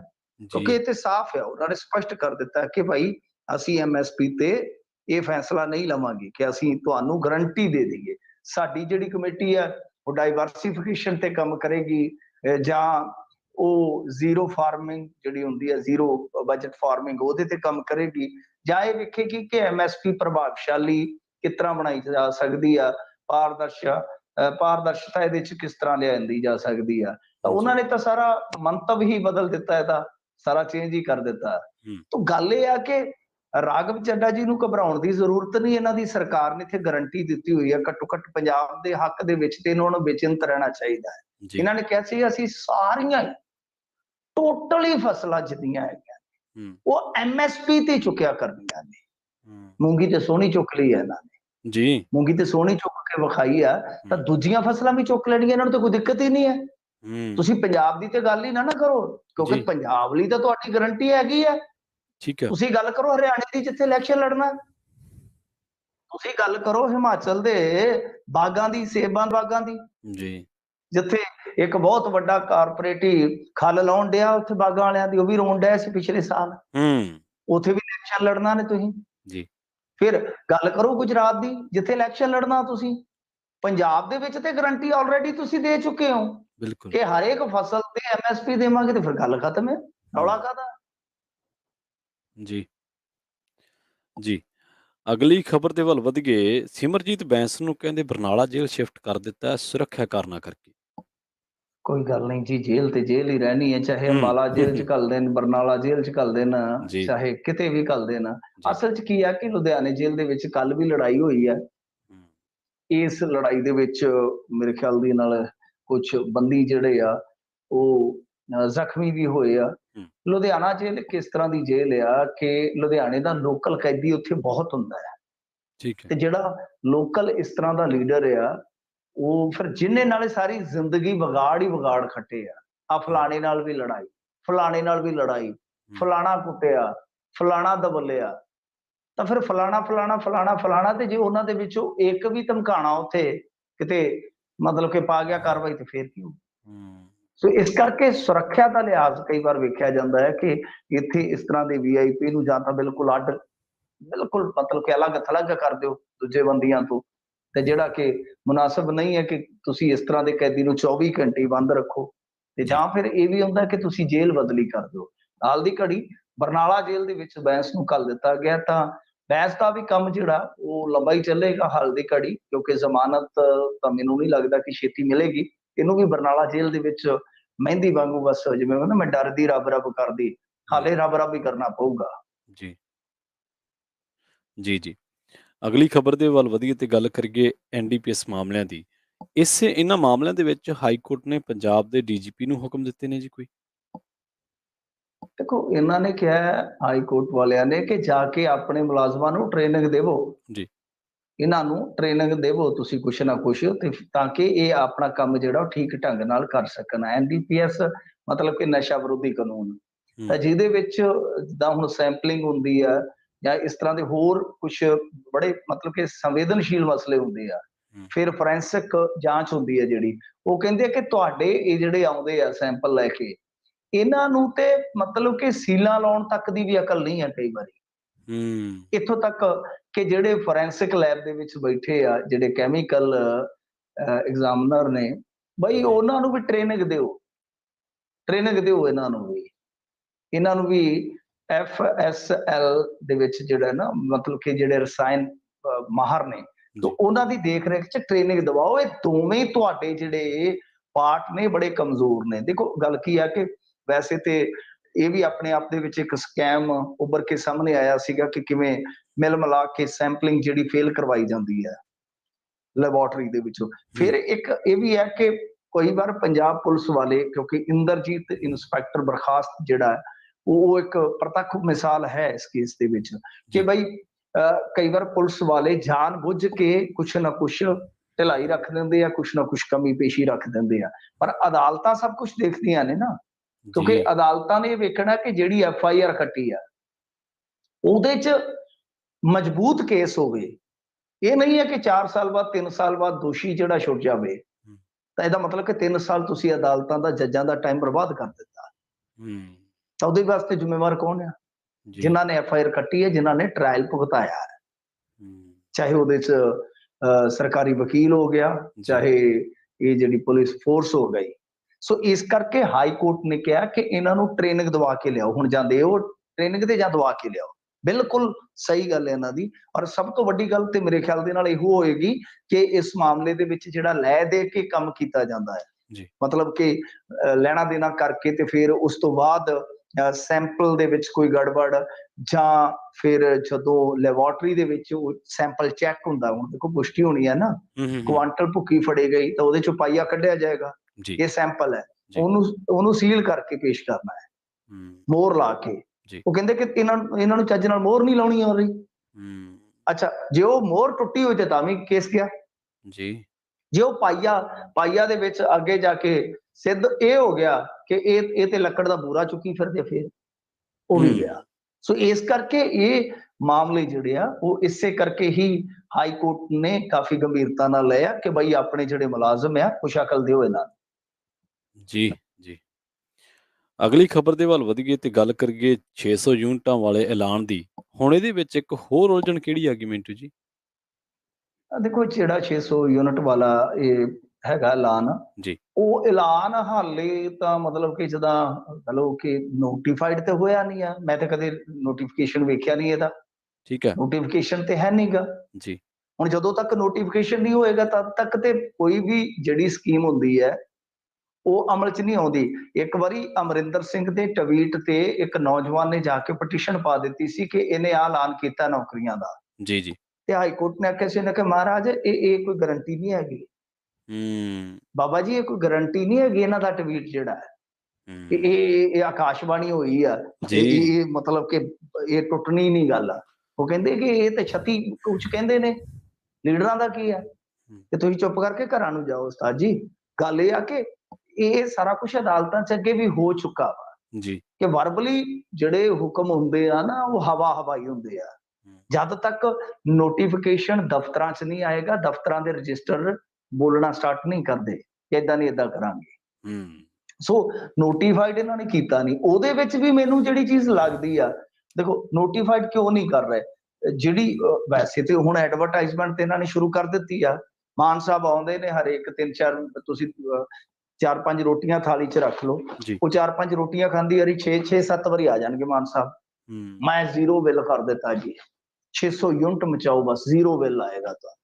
ਮੈਂ ਜਦੋਂ ਕੰਪੇਨ 'ਚ ਹੁੰਦਾ ਸੀ ਲੋਕ ਬੜੇ ਦੁਖੀ ਹੁੰਦੇ ਸਨ। ਮੇਰਾ ਇੱਕ ਲਾਟੂ ਜਗਦਾ ਇੰਨਾ ਬਲਬ ਦਾ ਬਿੱਲ ਆ ਰਿਹਾ। ਮੈਂ ਉਹ ਸਾਰੇ ਦੁੱਖ ਤੋੜ ਦਿੰਦੇ ਵਗੈਰਾ हुँ, ਵਗੈਰਾ ਉਹ ਗੱਲਾਂ हुँ। ਕਰਦੇ। ਮਤਲਬ ਕਿ ਭੌਂ ਚੌਂ ਕੇ ਐਡਵਰਟਾਈਜ਼ਮੈਂਟ ਚੱਲ ਰਹੀ ਹੈ। ਨੋਟੀਫਿਕੇਸ਼ਨ ਦੀ ਹਾਲੇ ਕੋਈ ਖਬਰਸਾਰ ਨਹੀਂ ਹੈ ਕਿ ਨੋਟੀਫਿਕੇਸ਼ਨ ਕਿੱਥੇ ਪਿਆ ਵਾ। ਤਾਂ जी। ਖੈਰ ਇਹਦੇ ਵਿੱਚ ਜਿਹੜੀ ਗੜਬੜ ਲੱਗਦੀ ਆ ਕਿ ਜਿੱਥੇ ਉਲਝਣ ਹੁਣ ਫਸ ਗਈ। ਉਲਝਣ ਇਸ ਗੱਲੋਂ ਫਸ ਗਈ ਕਿ ਦੇਖੋ ਇਸ ਮਾਮਲੇ ਦੇ ਵਿੱਚ ਇਹਨਾਂ ਨੇ ਇੱਕ ਰਾਹਤ ਦਿੱਤੀ ਹੈ ਐਸਸੀ ਭਾਈਚਾਰੇ ਨੂੰ जी। ਤੇ ਇੱਕ ਦਿੱਤੀ ਆ ਬੀਪੀਐਲ ਕਾਰਡ ਹੋਲਡਰ ਨੇ ਜਿਹੜੇ। हुँ, हुँ। ਹੁਣ ਉਹਦੇ ਵਾਸਤੇ ਦੇਖੋ ਕੋਈ ਵੀ ਇਸ ਤਰ੍ਹਾਂ ਦੀ ਯੋਜਨਾ ਹੁੰਦੀ ਹੈ, ਕੋਈ ਲਿਖਤ ਕੋਈ ਡਿਕਲੇਰੇਸ਼ਨ ਤੇ ਚਾਹੀਦੀ ਹੈ ਨਾ ਤੁਹਾਨੂੰ। जी, बिल्कुल चाहिए। ਕੋਈ ਬੰਦਾ ਕਿਸੇ ਨੂੰ ਕੀ ਪਤਾ ਕਿ ਇਹ ਬੰਦਾ ਕੌਣ ਹੈ? हुँ, ਹੁਣ ਕਿਸੇ ਦੇ ਮੀਟਰ ਦੇ ਉੱਤੇ ਤਾਂ ਲਿਖਿਆ ਨਹੀਂ ਹੁੰਦਾ ਨਾ। हुँ, ਸਾਰੇ ਰਿਕਾਰਡ ਦੇ ਵਿੱਚ ਮਤਲਬ ਕਿ ਆਪਾਂ ਜੇ ਦੇਖੀਏ ਤਾਂ ਕੋਈ ਵਿਸ਼ੇਸ਼ ਸਕੀਮ ਜਦੋਂ ਤੁਸੀਂ ਲਿਆ ਰਹੇ ਹੋ, ਸਾਰੇ ਰਿਕਾਰਡ ਦੇ ਵਿੱਚੋਂ, ਤਾਂ ਵਿਸ਼ੇਸ਼ ਸਕੀਮ ਦੀ ਨਿਸ਼ਾਨਦੇਹੀ ਵੀ ਤਾਂ ਵਿਸ਼ੇਸ਼ ਹੋਏਗੀ ਨਾ जी। ਕਿ ਇਸ ਵਰਗ ਨੂੰ ਅਸੀਂ ਆਹ ਛੂਟ ਦੇਣੀ ਹੈ। ਮਸਲਨ ਇਹ 600 ਯੂਨਿਟ ਤੋਂ ਉੱਤੇ ਦੂਜਾ ਜਾਂਦਾ, ਜਨਰਲ ਜਾਂਦਾ ਤਾਂ ਸਾਰਾ ਬਿੱਲ ਆ। ਤੇ ਜੇ ਇਹ ਜਾਂਦੇ ਆ ਤੇ ਇਹਨਾਂ ਨੂੰ ਮਤਲਬ ਕਿ ਉਹੀ ਜਿਹੜਾ ਅੱਗੇ ਉੱਤੇ ਮਚਾਉਣਗੇ। ਕੁਛ ਇਸ ਤਰ੍ਹਾਂ ਦਾ ਹੀ ਹੈ ਨਾ ਸਾਰਾ ਕੁਛ ਇਹਨਾਂ ਦਾ जी, जी। ਜਿਹੜਾ ਚੱਲ ਰਿਹਾ। ਬਾਕੀ ਇਹਨਾਂ ਦਾ ਪਤਾ ਕੋਈ ਨਹੀਂ ਅੱਜ ਅਸੀਂ ਕੀ ਗੱਲ ਕਰ ਰਹੇ ਹਾਂ, ਕੱਲ ਨੂੰ ਇਹਨਾਂ ਨੇ ਕੀ ਕਰ ਦੇਣੀ ਹੈ। ਤਾਂ हुँ, ਹੁਣ ਸਭ ਤੋਂ ਵੱਡੀ ਗੱਲ ਹੈ ਕਿ 55 ਲੱਖ ਜਿਹੜਾ ਕੰਜ਼ਿਊਮਰ ਆ, ਉਹਦਾ ਮੰਨਿਆ ਜਾ ਰਿਹਾ ਕਿ 600 ਯੂਨਿਟ ਤੋਂ ਜ਼ਿਆਦਾ ਜਿਹੜਾ ਹੈ ਨਾ ਉਹ ਬਿਜਲੀ ਦਾ ਬਿੱਲ ਮਤਲਬ ਕਿ ਉਹੀ ਆਏਗਾ ਜਿੰਨਾ ਕੁ ਜਿਹੜਾ ਉਤਲਾ ਖਰਚਾ ਲੈਣਾ ਇਹਨਾਂ ਨੇ। ਮਤਲਬ ਕਿ हुँ, 55 ਲੱਖ ਕੰਜ਼ਿਊਮਰ ਜਿਹੜਾ ਤਕਰੀਬਨ ਬਣ ਜਾਏਗਾ 74-75 ਲੱਖ ਦੇ ਵਿੱਚੋਂ ਜਿੰਨੇ ਵੀ ਹੈਗੇ ਨੇ। ਪਰ ਰੌਲਾ ਇਹ ਆ ਕਿ ਉਹਦੇ ਵਾਸਤੇ ਸਭ ਤੋਂ ਜ਼ਰੂਰੀ ਹੋਏਗਾ ਕਿ ਕੋਈ ਹਲਫਨਾਮਾ ਕੋਈ ਡਿਕਲੇਰੇਸ਼ਨ ਹੋਵੇ, ਚਾਹੇ ਉਹ ਬੀਪੀਐਲ ਹੈ। ਹੁਣ ਬੀਪੀਐਲ ਜਰਨਲ ਚੋਂ ਵੀ ਹੋ ਸਕਦਾ ਹੈ। ਤਾਂ ਉਹਦੇ ਵਾਸਤੇ ਕੋਈ ਡਿਕਲੇਰੇਸ਼ਨ ਤੇ ਹੋਏਗੀ ਨਾ, ਮਹਿਕਮੇ ਕੋਲ हुँ, ਤਦ ਹੀ ਪਤਾ ਲੱਗੇਗਾ। ਤੋ जी। ਇਸ ਕਰਕੇ ਇਹ ਦੁਬਿਧਾ ਹੈ। ਮੈਨੂੰ ਲੱਗਦਾ ਕਿ ਅਫਸਰਸ਼ਾਹੀ ਜਿਹੜੀ ਆ ਉਹ ਟੇਕ ਲਾ ਕੇ ਬੈਠੀ ਆ हुँ, ਕਿ ਬਈ ਉਹਨਾਂ ਨੇ ਜੋ ਮੇਰੇ ਖਿਆਲ ਦੇ ਨਾਲ ਹਲਫਨਾਮੇ ਲੈਣਗੇ ਇਹਨਾਂ ਦੇ। ਹਲਫਨਾਮੇ ਲੈਣਗੇ ਜਿਵੇਂ ਅੱਗੇ ਆਮ ਸਕੀਮਾਂ ਚ ਲੈ ਜਾਂਦੇ ਆ। ਤਾਂ ਜਦੋਂ ਤੱਕ ਉਹ ਪ੍ਰੋਸੈਸ ਪੂਰਾ ਨਹੀਂ ਹੁੰਦਾ ਤਦ ਤੱਕ ਚਲੋ ਮਾਨ ਸਾਹਿਬ ਮਸ਼ਹੂਰੀਆਂ ਦੇਈ ਜਾਂਦੇ ਆ, ਉਹ जी। ਸੁਣ ਲੈਣੀਆਂ ਚਾਹੀਦੀਆਂ ਕੀ ਫਰਕ ਪੈਂਦਾ। ਜੀ, ਜੀ। ਮਿੰਟੂ ਜੀ ਬਹੁਤ-ਬਹੁਤ ਧੰਨਵਾਦ ਤੁਹਾਡਾ ਇਹਨਾਂ ਖਾਸ ਜਾਣਕਾਰੀਆਂ ਦੇਣ ਦੇ ਲਈ। ਧੰਨਵਾਦ ਜੀ ਧੰਨਵਾਦ। ਜੀ। ਸੋ ਪ੍ਰੋਗਰਾਮ ਦੇ ਇਸ ਹਿੱਸੇ ਦੇ ਵਿੱਚ ਜੁੜੇ ਸਨ ਆਪਣੇ ਨਾਲ ਮਿੰਟੂ ਗੁਰਸਰੀਗਾ ਜੀ। ਖਬਰ ਤੇ ਨਜ਼ਰ ਪ੍ਰੋਗਰਾਮ ਦੇ ਵਿੱਚ ਵੇਲਾ ਹੋ ਚੱਲਿਆ ਇੱਕ ਛੋਟੀ ਜਿਹੀ ਬ੍ਰੇਕ ਦੇ ਲਈ ਰੁਕਣ ਦਾ। ਤੁਸੀਂ ਕਿਤੇ ਨਾ ਜਾਓ, ਜੁੜੇ ਰਹੋ ਪੰਜਾਬੀ ਰੇਡੀਓ ਯੂਐਸਏ ਦੇ ਨਾਲ। ਆਪਾਂ ਹੁਣੇ ਪਰਤੇ ਹਾਂ ਇੱਕ ਸ਼ਾਰਟ ਬ੍ਰੇਕ ਤੋਂ ਬਾਅਦ।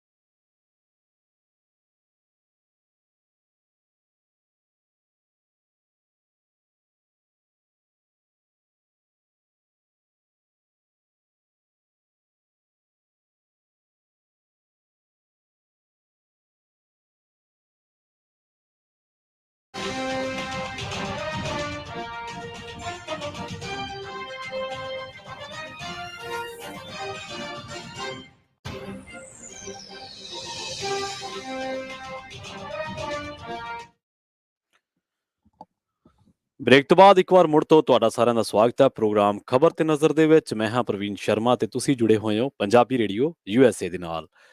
ਪ੍ਰੋਗਰਾਮ ਦੇ ਵਿੱਚ ਅੱਗੇ ਵਧਦੇ ਕੁਝ ਹੋਰ ਅਹਿਮ ਖਬਰਾਂ ਨੂੰ ਲੈ ਕੇ ਗੱਲਬਾਤ ਕਰਦੇ ਹਾਂ। ਰੁੱਖ ਕਰਾਂਗੇ ਝਾਰਖੰਡ ਦਾ। ਗੱਡੀਆਂ ਦੀ ਚੈਕਿੰਗ ਕਰ ਰਹੀ ਔਰਤ ਸਬ ਇੰਸਪੈਕਟਰ ਨੂੰ ਪਸ਼ੂ ਤਸਕਰਾਂ ਨੇ ਗੱਡੀ ਥੱਲੇ ਦੇ ਕੇ ਮਾਰ ਦਿੱਤਾ। ਜੀ ਹਾਂ, ਇਹ ਖਬਰ ਆ ਰਹੀ ਹੈ ਰਾਂਚੀ ਤੋਂ, ਜਿੱਥੇ ਲੰਘੀ ਰਾਤ ਵਾਹਨਾਂ ਦੀ ਚੈਕਿੰਗ ਦੇ ਦੌਰਾਨ ਕਥਿਤ ਤੌਰ ਤੇ ਪਸ਼ੂਆਂ ਦੀ ਤਸਕਰੀ ਕਰ ਰਹੇ ਇੱਕ ਵਹੀਕਲ ਨੇ ਔਰਤ ਪੁਲਿਸ ਅਧਿਕਾਰੀ ਨੂੰ ਟੱਕਰ ਮਾਰੀ ਤੇ ਇਸ ਟੱਕਰ ਦੇ ਵਿੱਚ ਔਰਤ ਪੁਲਿਸ ਅਧਿਕਾਰੀ ਦੀ ਮੌਤ ਹੋ ਗਈ। ਪੁਲਿਸ ਸਬ ਇੰਸਪੈਕਟਰ ਸੰਧਿਆ ਟੋਪ ਨੇ ਰਾਂਚੀ ਦੇ ਤੁਤਪਾਨਾ ਇਲਾਕੇ ਦੇ ਵਿੱਚ ਆਪਣੀ ਡਿਊਟੀ ਤੇ ਸੀ ਜਦੋਂ ਉਸ ਨੂੰ ਉਹ ਤੇਜ਼ ਰਫ਼ਤਾਰ ਪਸ਼ੂਆਂ ਨਾਲ ਭਰੇ ਵਹੀਕਲ ਨੇ ਟੱਕਰ ਮਾਰੀ ਤਾਂ ਡਰਾਈਵਰ ਉਸ ਤੋਂ ਬਾਅਦ ਗੱਡੀ ਸਮੇਤ ਫਰਾਰ ਹੋ ਗਿਆ। ਇਸ ਤੋਂ ਬਾਅਦ ਸਬ ਇੰਸਪੈਕਟਰ ਸੰਧਿਆ ਟੋਪਣੇ ਨੂੰ ਹਸਪਤਾਲ ਜਾਇਆ ਗਿਆ, ਜਿੱਥੇ ਰਾਸਤੇ ਦੇ ਵਿੱਚ ਜਾਂਦੇ ਜਾਂ ਹਸਪਤਾਲ ਦੇ ਵਿੱਚ ਜਾ ਕੇ ਉਸ ਦੀ ਮੌਤ ਹੋਣ ਬਾਰੇ ਪਤਾ ਲੱਗਿਆ। ਲੰਘੇ ਦਿਨੀ ਵੀ ਆਪਾਂ ਚਰਚਾ ਕਰਕੇ ਹਟੇ ਹਾਂ ਕਿ ਹਰਿਆਣੇ ਦੇ ਵਿੱਚ ਹੀ ਇਹ ਬਹੁਤ ਵੱਡੀ ਘਟਨਾ ਵਾਪਰੀ, ਜਿੱਥੇ ਹਰਿਆਣੇ ਦੇ ਵਿੱਚ ਜਿਹੜੇ ਮਾਈਨਿੰਗ ਦੇ ਨਾਲ ਜੁੜੇ ਹੋਏ ਗੈਰ ਸਮਾਜੀ ਅਨਸਰ ਨੇ, ਮਾਫੀਆ, ਉਹਨਾਂ ਨੇ ਵੀ ਇੱਕ ਪੁਲਿਸ ਡੀਐਸਪੀ ਉੱਤੇ, ਪੁਲਿਸ ਦੇ ਡੀਐਸਪੀ ਉੱਤੇ ਜਿਹੜਾ ਟਿੱਪਰ ਆ ਉਹ ਚੜਾ ਦਿੱਤਾ ਤੇ ਇਸ ਕਰਕੇ ਡੀਐਸਪੀ ਦੀ ਉੱਥੇ ਥਾਂ ਮੌਤ ਹੋ ਗਈ। ਤਾਂ ਹੁਣ ਉਸ ਤੋਂ ਬਾਅਦ ਝਾਰਖੰਡ ਦੇ ਵਿੱਚ ਔਰ ਸਬ ਇੰਸਪੈਕਟਰ ਨੂੰ ਪਸ਼ੂ ਤਸਕਰਾਂ ਨੇ ਗੱਡੀ ਥੱਲੇ ਦੇਖ ਕੇ ਮਾਰ ਦਿੱਤਾ। ਮੁਹੰਮਦ ਜ਼ੁਬੈਰ ਦੀ ਗੱਲ ਕਰਾਂਗੇ। ਅਲਟ ਨਿਊਜ਼ ਦੇ ਸਹਿਬਾਨੀ ਨੂੰ ਸੁਪਰੀਮ ਕੋਰਟ ਨੇ ਸ਼ਾਮ ਤੱਕ ਰਿਹਾ ਕਰਨ ਦੇ ਹੁਕਮ ਦਿੱਤੇ ਨੇ। ਜਿਹੜੀ ਖਬਰ ਸਾਹਮਣੇ ਆ ਰਹੀ ਆ ਉਹਦੇ ਵਿੱਚ ਇਹ ਕਿਹਾ ਹੈ ਕਿ ਹੁਕਮਾਂ ਦੇ ਵਿੱਚ, ਸੁਪਰੀਮ ਕੋਰਟ ਦੇ ਹੁਕਮਾਂ ਦੇ ਵਿੱਚ ਇਹ ਗੱਲ ਕਹੀ ਗਈ ਹੈ ਕਿ ਸਾਰੀਆਂ FIRs ਨੂੰ ਦਿੱਲੀ ਤਬਦੀਲ ਕੀਤਾ ਜਾਵੇ। ਇਹਨਾਂ ਦੀ ਇੱਕ ਜਾਂਚ ਏਜੰਸੀ ਤੋਂ ਜਾਂਚ ਕਰਵਾਉਣਾ ਚੰਗਾ ਹੋਵੇਗਾ। ਅਦਾਲਤ ਨੇ ਤਿਹਾੜ ਜੇਲ੍ਹ ਦੇ ਸੁਪਰਡੈਂਟ ਨੂੰ ਕਿਹਾ ਕਿ 6 ਵਜੇ ਤੱਕ ਮੁਹੰਮਦ ਜ਼ੁਬੈਰ ਨੂੰ ਰਿਹਾ ਕਰ ਦਿਓ। ਮੁਹੰਮਦ ਜ਼ੁਬੈਰ ਦੇ ਖਿਲਾਫ ਇੱਕ ਮਾਮਲਾ ਪੁਰਾਣੇ ਟਵੀਟ ਦਾ, ਜਿਹੜਾ ਕਿ ਦਿੱਲੀ ਪੁਲਿਸ ਨੇ ਦਰਜ ਕੀਤਾ ਸੀ 28 ਜੂਨ ਨੂੰ, ਤੇ ਇਸੇ ਮਾਮਲੇ ਦੇ ਵਿੱਚ ਉਸ ਨੇ ਉਸ ਨੂੰ ਗ੍ਰਿਫਤਾਰ ਕੀਤਾ ਸੀ। ਮੁਹੰਮਦ ਜ਼ੁਬੈਰ ਨੂੰ 15 ਜੁਲਾਈ ਨੂੰ 2022 ਨੂੰ ਜ਼ਮਾਨਤ ਮਿਲ ਗਈ ਸੀ, ਪਰ ਉੱਤਰ ਪ੍ਰਦੇਸ਼ ਦੇ ਵਿੱਚ ਇੱਕ FIR ਕਰਕੇ ਉਹ ਫਿਲਹਾਲ ਜੇਲ੍ਹ ਦੇ ਵਿੱਚ ਹੀ ਸਨ। 20 ਜੂਨ ਦੀ ਗੱਲ ਹੈ ਜਦੋਂ ਦਿੱਲੀ ਪੁਲਿਸ ਦੇ ਸਪੈਸ਼ਲ ਸੈੱਲ ਨੇ ਮੁਹੰਮਦ ਜ਼ੁਬੈਰ ਦੇ ਖਿਲਾਫ FIR ਦਰਜ ਕੀਤੀ। FIR ਇੱਕ ਫਿਲਮ ਦੇ ਮਾਮਲੇ ਦੇ ਵਿੱਚ ਦਰਜ ਕੀਤੀ ਗਈ ਸੀ, ਜਿਹਦੇ 2018 ਦੇ ਵਿੱਚ ਜਿਹਨੂੰ ਮਨਜ਼ੂਰੀ ਦਿੱਤੀ ਗਈ ਸੀ। ਇੱਕ ਹੋਟਲ ਦਾ ਨਾਂ, ਹਨੀਮੂਨ ਹੋਟਲ ਦਾ ਨਾਂ ਬਦਲ ਕੇ ਹਨੂਮਾਨ ਹੋਟਲ ਕਰ ਦਿੱਤਾ ਗਿਆ ਸੀ। ਹਨੂਮਾਨ ਭਗਤ ਨਾਂ ਦੇ ਟਵਿੱਟਰ ਯੂਜ਼ਰ ਨੇ ਇਸ ਤਸਵੀਰ ਨੂੰ ਲੈ ਕੇ ਸ਼ਿਕਾਇਤ ਕੀਤੀ ਅਤੇ ਕਿਹਾ ਗਿਆ ਕਿ ਉਸ ਦੀਆਂ ਧਾਰਮਿਕ ਭਾਵਨਾਵਾਂ ਨੂੰ ਠੇਸ ਪਹੁੰਚੀ ਹੈ।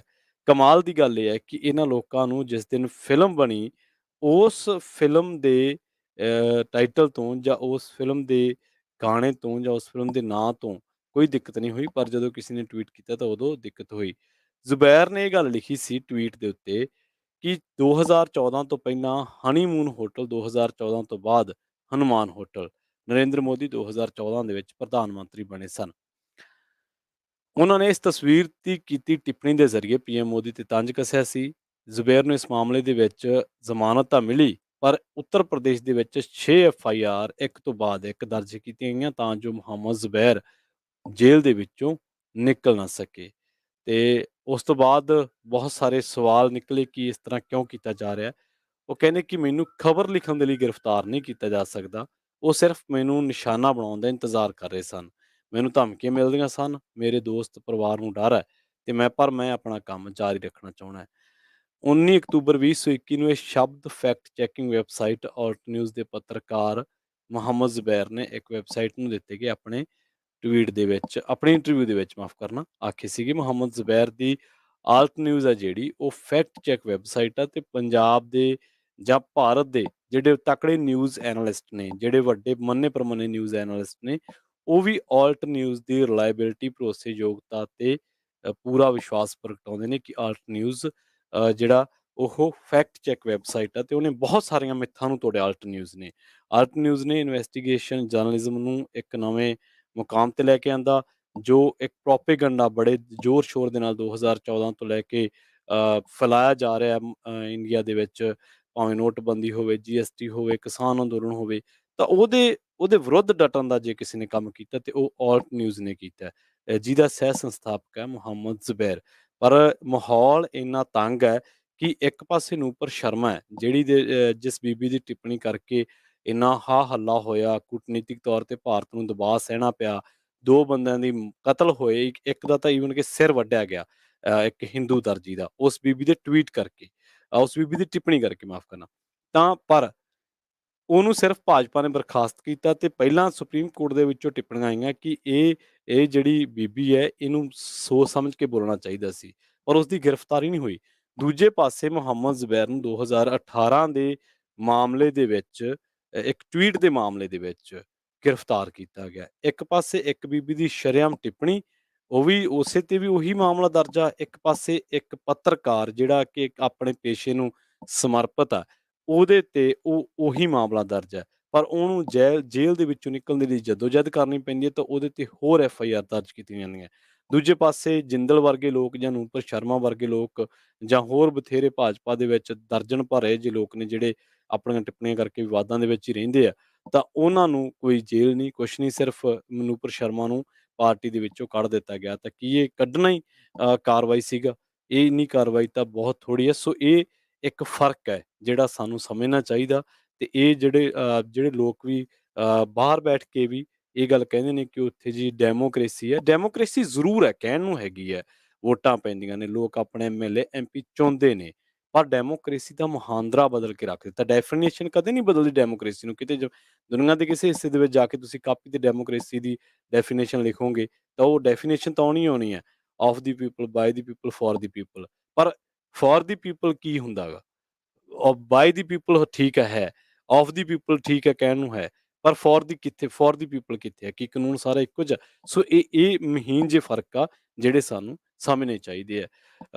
ਬਹੁਤ ਮੁਹੰਮਦ ਜ਼ੁਬੈਰ ਦੇ ਨਾਲ ਇੱਕ ਤਰੀਕੇ ਨਾਲ ਬਹੁਤ ਵਿਤਕਰਾ ਕੀਤਾ ਗਿਆ। ਉਹਦੇ ਕਈ ਲੋਕ ਤਾਂ ਕਹਿ ਰਹੇ ਉਹਦੇ ਨਾਂ ਕਰਕੇ, ਪਰ ਉਹਦੇ ਨਾਮ ਤੋਂ ਵੀ ਵੱਡਾ ਉਹਦਾ ਕੰਮ ਆ ਜਿਹੜਾ ਕਿ ਉਹ ਬੜੇ ਸ਼ਾਨਦਾਰ ਤਰੀਕੇ ਦੇ ਨਾਲ ਕਰਦਾ। ਇੱਕ ਰਿਪੋਰਟ ਆਈ ਆ ਲੋਕ ਸਭਾ ਦੇ ਵਿੱਚ ਕੇਂਦਰ ਸਰਕਾਰ ਨੇ ਬਿਆਨ ਵੀ ਦਿੱਤਾ, ਲਿਖਤੀ ਜਵਾਬ ਦਿੱਤਾ ਹੈ, ਰਾਜ ਸਭਾ ਦੇ ਵਿੱਚ ਮਾਫ਼ ਕਰਨਾ। ਪਿਛਲੇ 5 ਸਾਲਾਂ ਦੇ ਵਿੱਚ ਹਰ ਮਹੀਨੇ ਔਸਤਨ 8 ਹਥਿਆਰਬੰਦ ਬਲਾਂ ਦੇ ਜਵਾਨਾਂ ਨੇ ਖੁਦਕੁਸ਼ੀ ਕੀਤੀ ਹੈ। ਭਾਰਤ ਸਰਕਾਰ ਨੇ ਇਹ ਜਾਣਕਾਰੀ ਦਿੱਤੀ ਹੈ। ਸਰਕਾਰ ਵੱਲੋਂ ਦੱਸਿਆ ਗਿਆ ਹੈ ਕਿ 5 ਸਾਲਾਂ ਦੇ ਵਿੱਚ ਘੱਟੋ-ਘੱਟ 819 ਜਵਾਨਾਂ ਨੇ ਖੁਦਕੁਸ਼ੀ ਵਰਗਾ ਸਖਤ ਕਦਮ ਚੁੱਕਿਆ ਹੈ, ਜਦਕਿ ਇਸ ਮੁੱਦੇ ਨੂੰ ਹੱਲ ਕਰਨ ਦੇ ਲਈ ਕਈ ਕਦਮ ਚੁੱਕੇ ਗਏ ਨੇ। ਰੱਖਿਆ ਮੰਤਰੀ ਅਜੇ ਭੱਟ ਨੇ ਰਾਜ ਸਭਾ ਦੇ ਵਿੱਚ ਇੱਕ ਲਿਖਤੀ ਸਵਾਲ ਦੇ ਜਵਾਬ ਦੇ ਵਿੱਚ ਇਹ ਗੱਲ ਕਹੀ ਹੈ ਕਿ 5 ਸਾਲਾਂ ਦੇ ਵਿੱਚ ਫੌਜ ਨੇ ਆਤਮ ਹੱਤਿਆ ਕਰਕੇ ਜਿਨ੍ਹਾਂ ਨੇ ਕੀਤੀ ਆ ਆਪਣੇ 642 ਜਵਾਨ ਗਵਾਏ। ਭਾਰਤੀ ਹਵਾਈ ਸੈਨਾ ਦੇ ਵਿੱਚ ਇਹ ਗਿਣਤੀ 148 ਹੈ ਤੇ ਜਲ ਸੈਨਾ ਦੇ ਵਿੱਚ ਇਹ ਗਿਣਤੀ 29 ਦੱਸੀ ਗਈ ਹੈ ਤੇ ਕੁੱਲ ਜਿਹੜੀ ਗਿਣਤੀ ਆ 819 ਬਣ ਜਾਂਦੀ ਹੈ। ਇਸ ਗੰਭੀਰ ਮੁੱਦੇ ਨੂੰ ਹੱਲ ਕਰਨ ਦੇ ਲਈ ਚੁੱਕੇ ਕਦਮਾਂ ਬਾਰੇ ਜਦੋਂ ਅਜੇ ਭੱਟ ਨੂੰ ਪੁੱਛਿਆ ਗਿਆ ਤੇ ਉਹ ਕਹਿੰਦੇ ਕਿ ਅਸੀਂ ਖੁਦਕੁਸ਼ੀ ਦੇ ਨਾ ਹੋਵੇ, ਮਾਨਸਿਕ ਤਣਾਅ ਨਾ ਹੋਵੇ, ਇਹਨੂੰ ਘਟਾਉਣ ਦੇ ਲਈ ਉਪਾਅ ਜਿਹੜੇ ਲਗਾਤਾਰ ਵਿਕਸਿਤ ਕਰਦੇ ਆ। ਤੇਜ ਬਹਾਦਰ ਯਾਦਵ ਯਾਦ ਹੋਣਾ ਤੁਹਾਨੂੰ, ਜੇਕਰ ਯਾਦ ਨਾ ਹੋਇਆ ਤਾਂ ਗੂਗਲ ਕਰਕੇ ਜ਼ਰੂਰ ਦੇਖ ਸਕਦੇ ਹੋ। ਤੇਜ ਬਹਾਦਰ ਨੇ ਇਹ ਗੱਲ ਕਹੀ ਸੀਗੀ ਕਿ ਫੌਜ ਦੇ ਵਿੱਚ ਜਿਹੜਾ ਖਾਣਾ ਮਿਲਦਾ, ਮਾਫ਼ ਕਰਨਾ, ਉਹ ਬਹੁਤ ਘਟੀਆ ਪੱਧਰ ਦਾ ਹੈ ਤੇ ਉਹਨੇ ਇਸ ਬਾਬਤ ਵੀਡੀਓ ਪਾਈ ਸੀ। ਹੋਇਆ ਕੀ ਕਿ ਉਹ ਬੰਦੇ ਨੂੰ ਕੱਢ ਦਿੱਤਾ ਗਿਆ ਫੌਜ ਦੇ ਵਿੱਚੋਂ। ਬਾਅਦ ਦੇ ਵਿੱਚ ਵਾਰਾਣਸੀ ਤੋਂ ਚੋਣ ਵੀ ਲੜਿਆ, ਪਰ ਉਹ ਗੱਲ ਨਾ ਬਣੀ ਕਿਉਂਕਿ ਉਹ ਇੱਕ ਸਧਾਰਨ ਬੰਦਾ ਸੀ।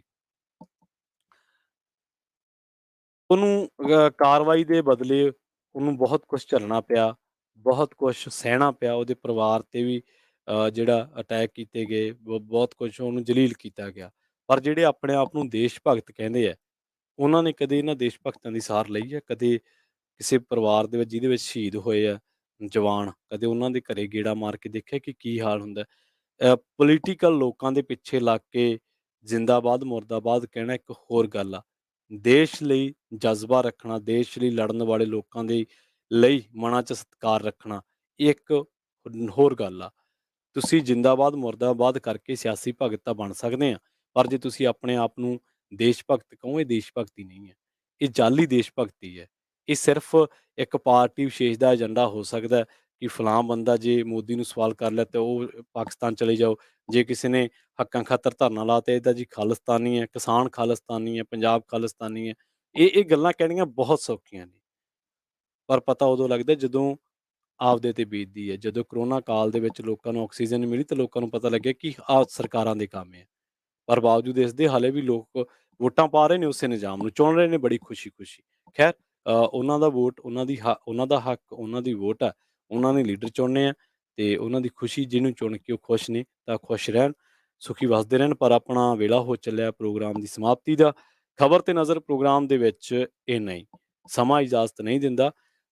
ਹੁਣ ਅਗਲਾ ਪ੍ਰੋਗਰਾਮ ਤੁਹਾਡੇ ਵਾਸਤੇ ਲੈ ਕੇ ਆ ਰਹੇ ਨੇ update America. Update America program ਦੇ ਵਿੱਚ ਹਰਜੋਤ ਸਿੰਘ ਖਾਲਸਾ ਜੀ ਤੇ ਰਾਜ ਕਰਨਵੀਰ ਸਿੰਘ ਜੀ ਤੁਹਾਨੂੰ ਦੇਣਗੇ ਅਮਰੀਕਾ ਦੇ ਨਾਲ-ਨਾਲ ਵਿਸ਼ਵ ਭਰ ਦੇ ਵਿੱਚ ਵਾਪਰੀਆਂ ਅਹਿਮ ਤੇ ਵੱਡੀਆਂ ਘਟਨਾਵਾਂ ਬਾਰੇ ਕੁਝ ਖਾਸ ਜਾਣਕਾਰੀਆਂ। ਜੁੜੇ ਰਹੋ ਪੰਜਾਬੀ ਰੇਡੀਓ USA ਦੇ ਨਾਲ। ਤੇ ਆਖਿਰ ਦੇ ਵਿੱਚ ਇੱਕ ਵਾਰ ਫਿਰ ਤੋਂ ਤੁਹਾਨੂੰ ਸਭ ਨੂੰ ਪਿਆਰ ਸਤਿਕਾਰ ਸਹਿਤ ਸਤਿ ਸ਼੍ਰੀ ਅਕਾਲ।